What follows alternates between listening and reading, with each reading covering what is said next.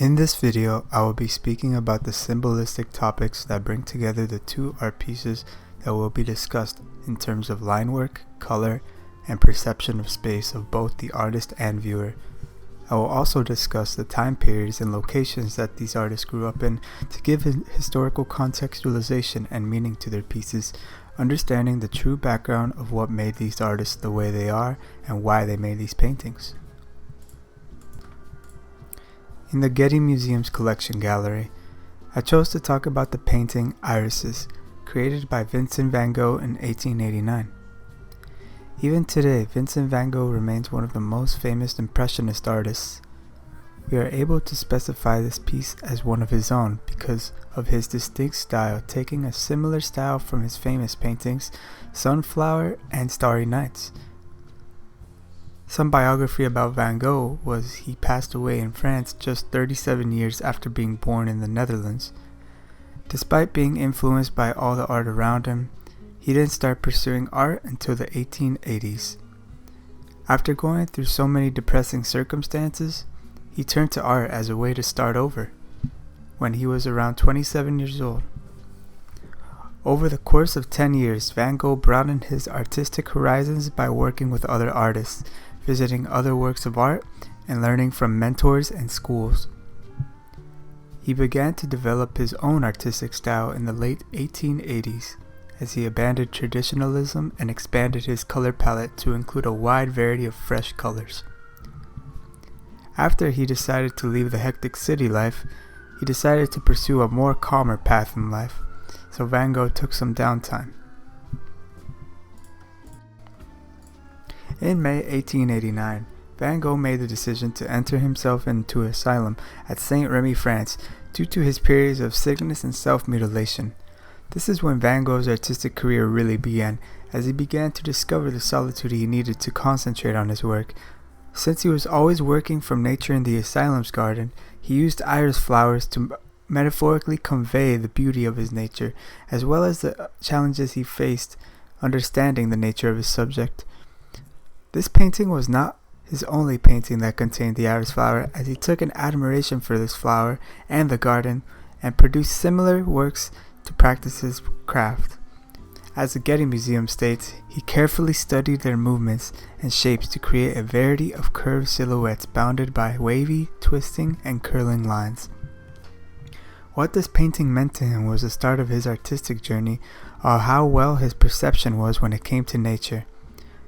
As a White Cloud article states, Van Gogh's mastery of this method is evident in the rich tactical surfaces of irises, where each brushstroke is imbued with a tangible energy that seems to leap off the canvas.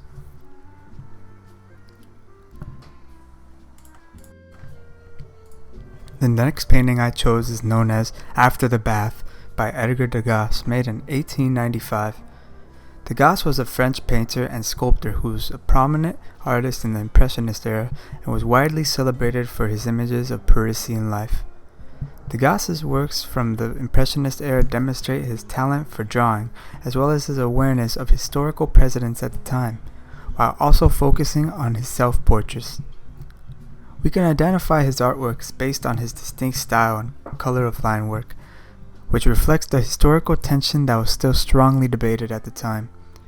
Degas was highly controversial throughout the late 18th century, as he produced hundreds of obsessive studies of the naked female figure, which was the primary subject of his paintings.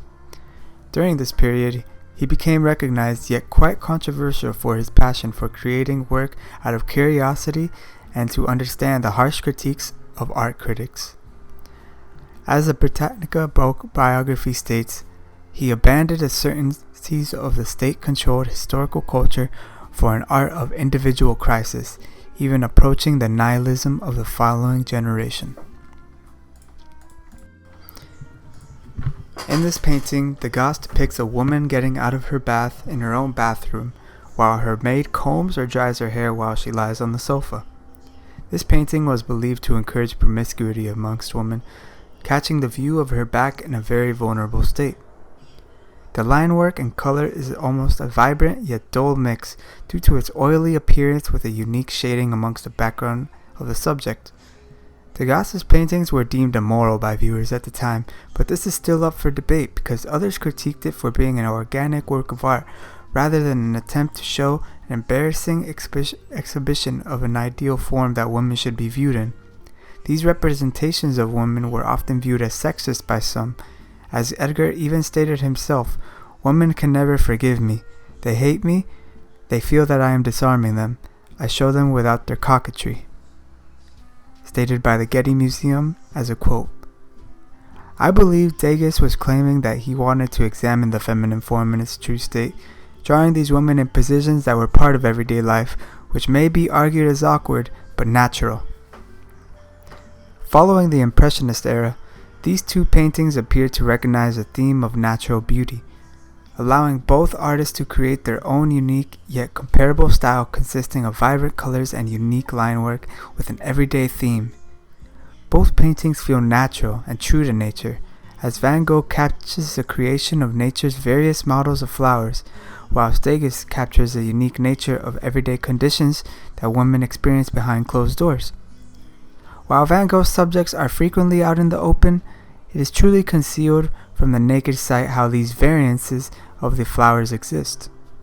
Similar, yet not identical to Edgar's subjects, these women were arguably caught in awkward situations behind closed doors, but he argues is simply not awkward, but rather a natural beauty of everyday life that is hidden from the plain eye of society.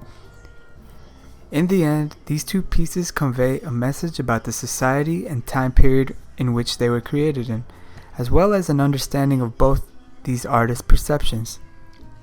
It's interesting to compare these paintings because art comes in diverse shapes, shaped by different experiences and times, but conveys a message that can be quite similar to one another, unifying the understanding of Mother Nature itself. Thank you.